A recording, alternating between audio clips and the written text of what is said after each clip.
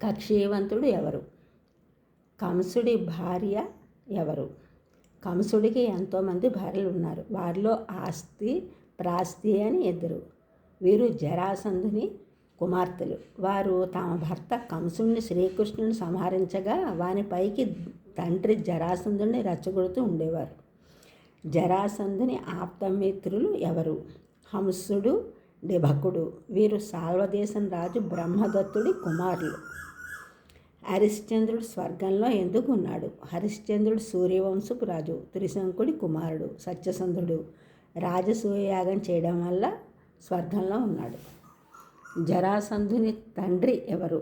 బృహద్రథుడు. దీర్ఘతముడు ఉసిజ కుమారుడెవరు? కక్షీవంతుడు దీర్ఘతముడు ఉసిజ కుమారుడు. వీరు జరాసంధుని రాజ్యరక్షకులు.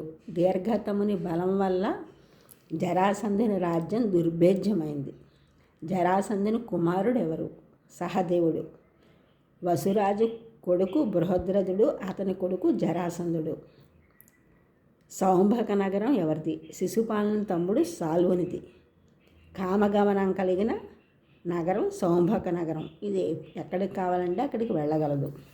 లక్ష్మణ కుమారుడు ఎవరు? దుర్యోధనుని కొడుకు లక్ష్మణ కుమారుడు. అభిమన్యుడు లక్ష్మణ కుమారుణ్ణి సంహరించాడు. మహాభారతం ప్రకారం కైకేయి ఎవరు? సుధేష్ణాదేవి. ఈవిడ విరాటరాజు భార్య, ఉత్తర తల్లి, ఉత్తరాభిమన్యుని భార్య. అభిమన్యుడు సుభద్రార్జునులకు కుమారుడు.